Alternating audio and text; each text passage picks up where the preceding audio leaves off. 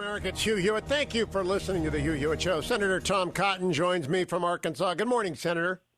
Good morning, Hugh. It's good to be on with you as always. Thank you. I wanted to talk to you about pre-existing conditions because I listened to the Senate Judiciary Committee, of which you were not a member yesterday, and I was frustrated because I am unaware of even one Republican senator who wants to exclude pre-existing conditions from any health reform going forward. Is that a straw man to end all straw men? Yeah, of course it is, Hugh. And of course, Republicans want to protect every American's coverage, whether they have a pre-existing condition or not. But I got to say, you said you watched the Senate Judiciary Committee. When I tuned in, I thought I'd stumbled into a hearing of the Senate Health Committee. Yes. Because the Democrats kept talking about Obamacare, and they didn't talk at all about the law or about the Constitution. It is not Judge Barrett's role or the Supreme Court's role in our constitutional system to set health care policy. It's Congress's role, working with the president. And I suspect that Judge Barrett will remind those senators today that the Supreme Court doesn't decide health care policy. It's Congress. Now, Congress made a lot of bad mistakes with Obamacare. That's what forced insurance rates up so high. It's what taxed individual Americans with a penalty because they couldn't afford the insurance that Obamacare made unaffordable in the first place. The Democrats don't want to talk about those problems with Obamacare. They want to focus on this straw man that the Supreme Court is somehow going to take away people's health insurance. Of course that's not going to happen. The only thing that took away people's health insurance is Obamacare. What the Republicans want to do is protect coverage for every American, including those with pre-existing conditions, but make that coverage more affordable, make that coverage more personally suitable for each individual family. And I do believe they decided from some focus group, but I think that focus group was drunk. Because if they thought that was effective yesterday, it just wasn't. Our side had very effective, ours being Republican, had very effective appeals to the tradition and norms of the committee.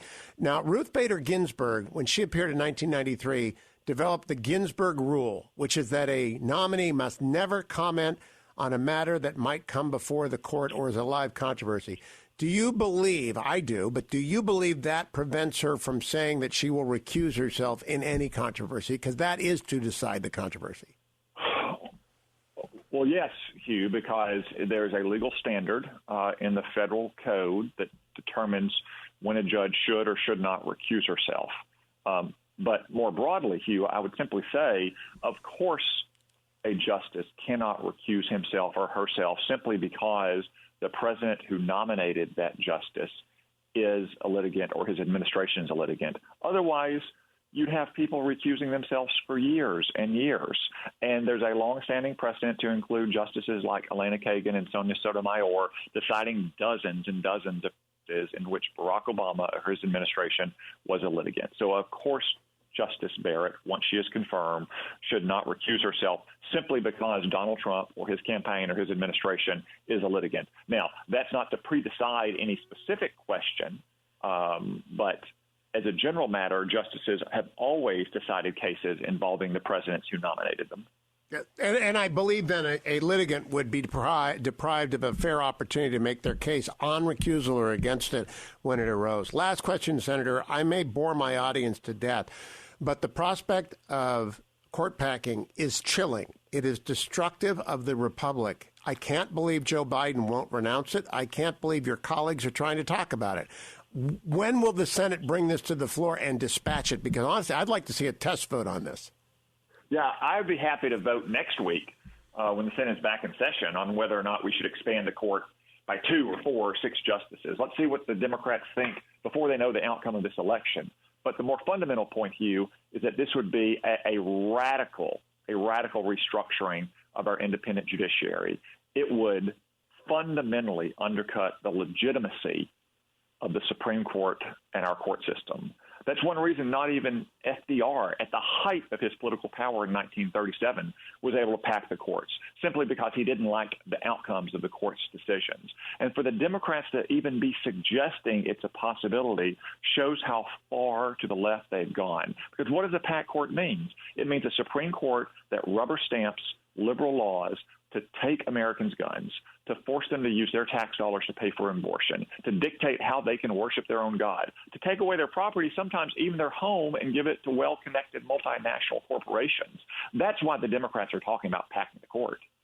I believe it falls flat. So we have 50 seconds. I wish you would have this debate. I don't know if there's time for this debate. Do you expect, again, to have a vote on Judge Barrett next week? The Senate Judiciary Committee is scheduled to vote on her next week. I don't know if we'll move right to the consideration on the floor. The Democrats have the ability under Senate rules to gum up the works for a few days, Hugh, but not enough to stop it, and certainly not enough to prevent us from confirming Justice Barrett before the election on November 3rd. It's very good news, Senator Cotton. Thank you, and I appreciate your joining us. Thank you, Dwayne and Adam. Thank you, Ben and Harley. Thanks to every single person we're doing, and to Danielle who's doing our booking. We're doing a lot of senators in the last 3 weeks because this is a crucial moment in time.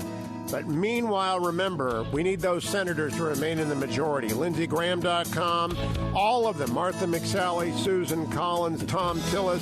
They need your help. I've listed their campaigns at HughHewitt.com. Scroll down to find them. Be as generous as you can. The Senate must stay in Republican hands. I'll be back tomorrow on the next Hugh Hewitt Show.